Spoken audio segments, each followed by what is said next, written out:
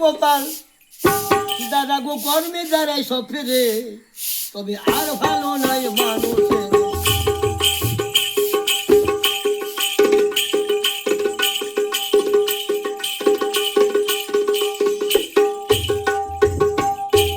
আর ভালো নয় মানুষের অন্তর।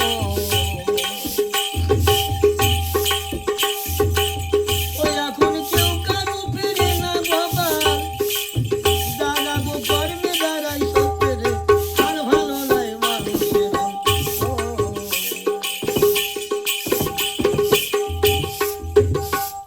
কি বেকার জন্যে বাবা পাগল, জনগণ